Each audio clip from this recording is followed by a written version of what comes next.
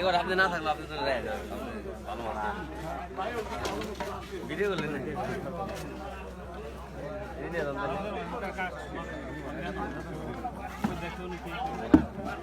না এই কটাই কোন জায়গার নাই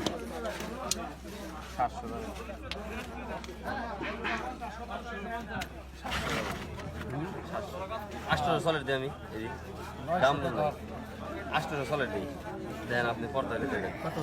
800 সলের দেন নাই 900 দাও 1500 নিবি 1500 আচ্ছা 900 সলের দিবেন